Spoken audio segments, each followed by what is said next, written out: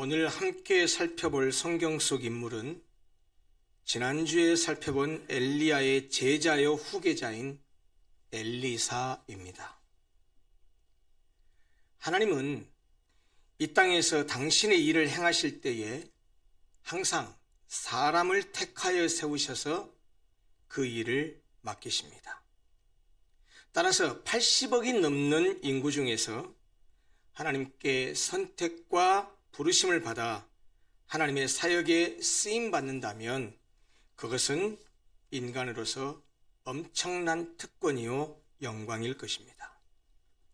그런데 하나님은 사람을 세우셔서 일하시기는 하지만 한 사람으로 그 사역을 끝내지 않으시고 다음 세대에게 그 사명을 이어가게 하십니다. 이는 세상에서도 아주 자연스러운 일이죠. 회사를 세운 창업자가 은퇴하기 전에 자기의 자녀들을 회사에 입사시켜서 이것저것 다 경험하게 하고 가르치고 훈련시켜서 그 창업자가 은퇴하기 전에 자녀에게 그 회사를 물려줘서 이어받게 하거나 아니면 전문 경영인을 모셔와서 그 회사를 맡겨서 경영을 하게 합니다. 우리 교회 역시 제가 교회를 개척했지만 죽을 때까지 목회할 수는 없는 노릇입니다. 때가 되면 후임 목사가 세워져서 로고스 교회를 계속해서 섬기게 될 것입니다. 성경에서도 사실 이런 계승의 원리를 확인할 수 있습니다. 이스라엘 백성들을 출애굽시켜서 약속의 땅 가나안까지 인도할 사명은 처음에 모세에게 주어졌습니다. 그리고 후에 여호수아가 그의 뒤를 이어받습니다. 오늘의 주인공 엘리사도 마찬가지입니다. 그도 스승 엘리야의 뒤를 이어서 하나님의 사명을 감당했습니다. 따라서 엘리사를 이해하려면 먼저 엘리야와의 관계에서부터 출발해야 하리라 생각합니다. 지난주에 함께 살펴본 엘리야는 갈멜산에서 바알 선지자 450명과 대결하여 불로 응답하시는 하나님의 살아계심을 증거했습니다. 그러나 하나님의 큰 능력을 보았음에도 아합도 그의 아내 이세벨도 그리고 이스라엘 백성들도 전혀 달라지거나 변화되지 않았습니다.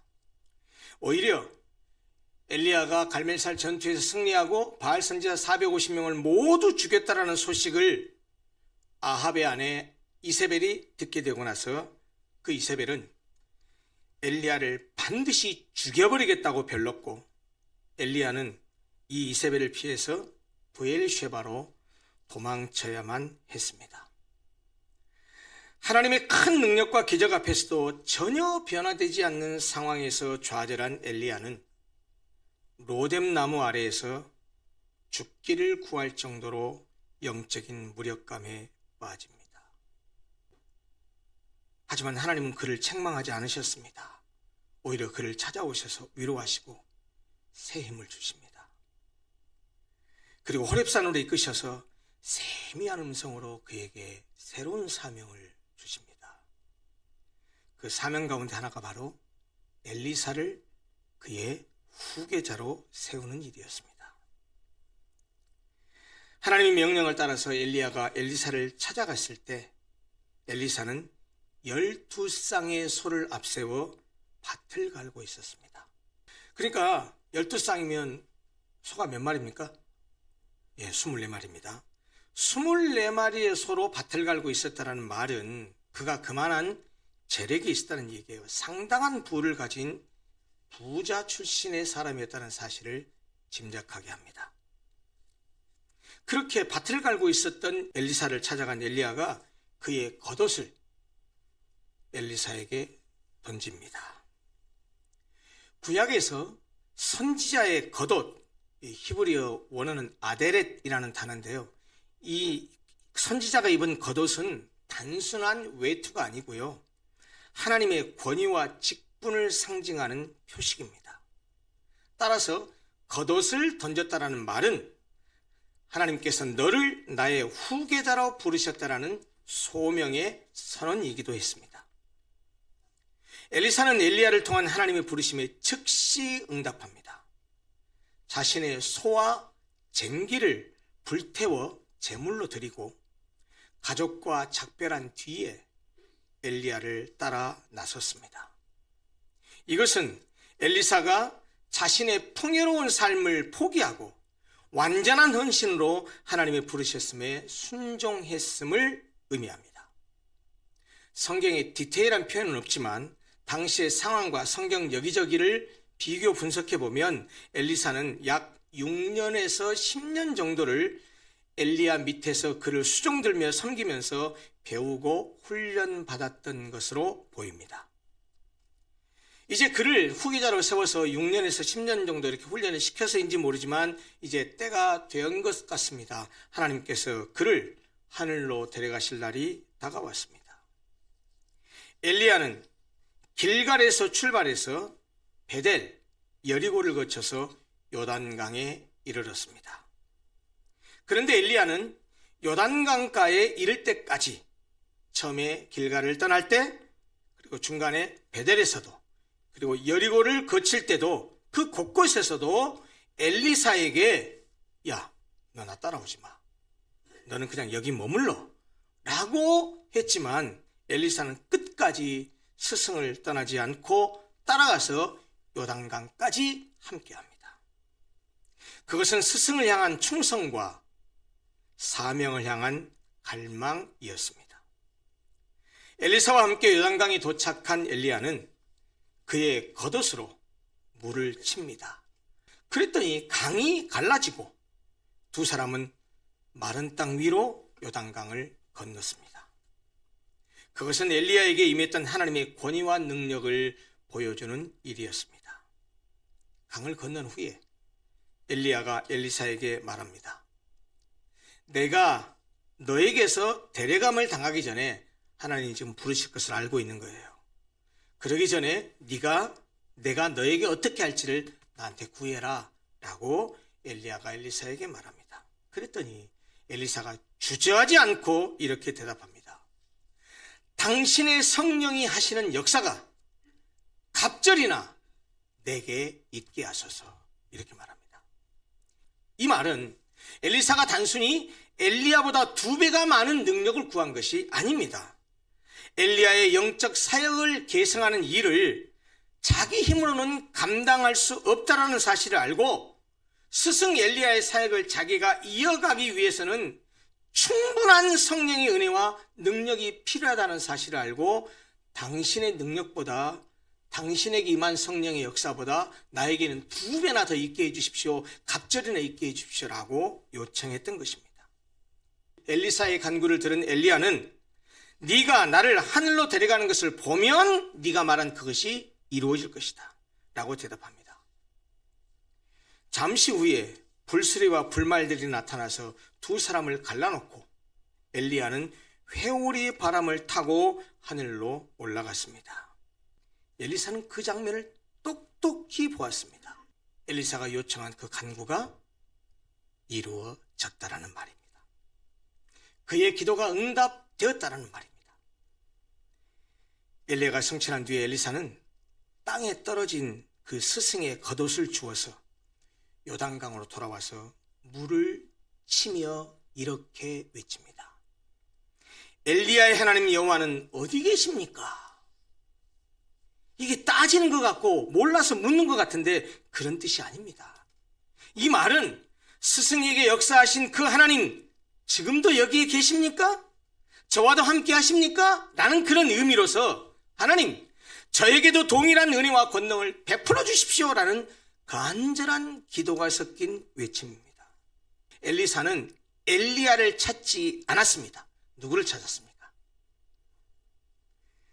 엘리야에게 역사하신 하나님을 찾았습니다. 그리고 그 하나님을 찾으면서 엘리야에게 자기 스승 엘리야에게도 역사했던 것처럼 저에게도 역사해 주십시오라고 간구했던 것입니다. 엘리야가 외치면서 겉옷으로 요단강을 쳤을 때 엘리야가 요단강 물을 쳤을 때 똑같이 요단강 물이 갈라졌습니다. 이것은 엘리사의 엘리야에게 함께 하셨던 하나님께서 이제 엘리사에게도 함께 하신다는 표적이었습니다. 스승 엘리야에게 역사하신 동일한 하나님이 엘리사에게 성령의 능력을 부어주셨다는 증거였습니다. 여러분, 하나님은 사람을 통해서 역사하시지만 결코 어느 한 사람에게 묶이지 않으십니다. 하나님은 또 다른 사람에게 당신의 영을 부어주시고 당신의 일을 이어가십니다. 엘리야는 떠났지만 엘리야의 하나님, 그분은 엘리사 가운데 여전히 역사하셨습니다. 여러분, 목회자든 어떤 리더든 스승은 바뀔 수 있고 지나갈 수 있습니다. 그러나 하나님의 사역은 변함없이 이어집니다. 하나님의 일은 특정한 사람의 능력에 달린 것이 아니라 하나님의 임재와 성령의 역사에 달려있기 때문입니다. 엘리야에게 있었던 성령의 역사가 갑절이나 있기를 구했던 대로 엘리사가 받은 성령의 역사는 스승 엘리야보다 더 많았습니다. 그러나 그의 역사는 갈멜산 전투 같은 크고 극적인 사건보다는 대부분 일상적이고 소소한 문제, 그리고 실질적인 문제를 해결하는 데 초점을 두었습니다. 여리고 주민들이 물이 나빠서 땅이 황무하다고 호소할 때 엘리사는 그릇에 소금을 담아서 그 물의 근원지에다가 던집니다. 그래서 물을 깨끗하게 합니다. 이는 생명의 근원을 회복시키시는 하나님의 능력을 보여준 것입니다. 빚 때문에 두 아들을 종으로 팔 위기에 처한 과부에게 마르지 않는 기름의 기적을 베풀어서 그녀의 가정을 구원하고 그녀가 생계를 잇게 해줍니다. 이것은 하나님의 풍성한 공급하심을 보여주는 사건입니다. 엘리사를 극진히 대접했던 수넴 여인의 아들이 갑자기 죽었을 때 이 아이를 다시 살려내서 슬픔에 잠긴 가정을 회복시킵니다. 이것은 생명을 주관하시는 하나님의 능력을 보여준 사건입니다. 이 엘리사를 찾아와서 고통받고 있던 문둥병을 치유받고자 했었던 아람의 군대 장관 나아만에게 엘리사는 요단강에 가서 몸을 7번 씻으라는 처방을 내립니다. 나아만 장군은 처음에는 분노하죠. 그런데 그의 종자가 여종이 말하잖아요. 아이고 장군님, 여기까지 오셨는데 믿져봐야 본전이니 강에 가서 씻어보시죠. 그 말 듣고 순종하고 요단강에서 몸을 7번 씻었더니 어떻게 됐습니까? 그의 살이 어린아이와 같이 그런 살로 회복되었습니다. 여러분, 이 사건은 이방인에게까지 미치는 하나님의 구원, 그리고 겸손한 순종의 중요성을 그 엘리사의 기적을 통해서 보여주신 것입니다. 선지자 생도들이 거처를 넓히기 위해서 나무를 베다가 실수로 도끼 자루가 빠져버렸어요. 도끼 머리가, 그 쇠붙이가. 그래가지고 물에 빠뜨려졌습니다. 그랬더니 엘리사가 나무를 던져서 물에 빠뜨린 그 쇠도끼를 떠오르게 했습니다. 이것은 보잘것없고 작은 것이라도 하나님의 손에 붙들리면 기적이 된다는 사실을 우리에게 보여주는 것이고, 잃어버린 것을 회복시키시는 하나님의 섬세한 역사를 보여주는 사건이었습니다. 아람 군대가 이스라엘을 치러 왔을 때 그들의 눈을 멀게 했다가 다시 그들의 눈을 열어주고, 오히려 그들을 죽인 것이 아니고 그들에게 음식을 제공하고 다시 본국으로 돌려보냅니다. 이것은 하나님의 초자연적인 보호와 원수까지 사랑하라는 복음의 원리를 보여주는 사건입니다. 이렇듯이 스승 엘리야의 성령의 역사보다 갑절이나 더 많은 역사를 감당했지만, 그러나 엘리사는 결코 내가 이런 위대한 능력을 받았어 라고 자신을 과시하지 않았습니다. 그는 그가 받은 능력으로 공동체를 살리고 가난한 자를 일으키고 상한 자를 회복시키는 데 집중했습니다. 교회 안에서 은사를 받았다고 하면서 자신이 다른 사람들보다 영적으로 우월하다는 것을 은근히 드러내는 사람들을 봅니다. 목사도 그런 사람 있죠. 여러분, 기도하면 다 알아요. 제가 새벽마다 기도하니까요, 여러분들 속내 다 들여다 보여요. 이렇게 말하는 사람들. 투시 은사를 받았다고 하면서 다른 성도들을 이렇다 저렇다 판단하면서 상처를 줄 뿐만 아니고 이 집사한테 가서는 집사님 그러면 안 되는 거야. 저 권사한테 가서는 권사님 그렇게 하면 안 되지, 이렇게 해야지.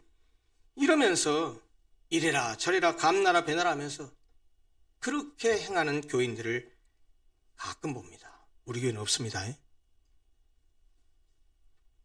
여러분, 근데 그것은 지극히 주관적인 생각과 착각일 뿐이지 결코 성령의 은사를 받은 것이 아닙니다. 왜냐하면 성령이 주신 은사를 받은 사람은 결코 나를 알아주지 않는다고 불평해서 자기를 내세우려고 하지 않습니다. 성령의 은사를 받은 사람은 결코 다른 사람을 우습게 보거나 멸시하지 않습니다. 성령의 은사를 받은 사람은 결코 자신을 드러내거나 과시하지 않는다라는 말입니다. 하나님의 은혜와 능력을 받으면 자기 자신을 드러내는 것이 아니고 오히려 연약한 자를 세워주고 부족한 부분을 채워주면서 다른 사람을 세우고 공동체를 세우는 그런 삶을 살지, 내가 이 정도 된 사람이야 이러지 않는다라는 말이에요. 사랑하는 성도 여러분, 엘리사의 삶을 들여다보면 그는 시종일관 겸손과 순종으로 점철된 삶을 살았습니다. 그는 하나님의 부르심 앞에 즉시 순종했고 엘리야의 뒤를 이어서 많은 사역을 잘 감당했습니다. 그럼에도 불구하고 그는 자신의 이름을 드러내려 하지 않았고 오직 하나님의 영광만을 위해서 헌신했습니다. 그의 일생은 신실하게 부르심에 응답했고 맡겨진 사명을 인내와 열정으로 완수한 헌신자의 삶이었다라는 말입니다. 그러므로 우리도 엘리사처럼 우리를 부르시는 하나님의 음성에 예하고 즉시 순종했으면 좋겠습니다. 그리고 하나님이 주신 사명을 위해서 성령의 역사와 능력을 간절히 구합시다. 왜요? 우리의 힘이 아닌 하나님의 권능을 통해서만 하나님의 일을 감당할 수 있기 때문입니다. 맡겨진 사명을 신실하게 감당합시다. 크든 작든 하나님이 맡기신 자리에서 최선을 다하며 주님의 사명을 드러내는 삶을 사십시다.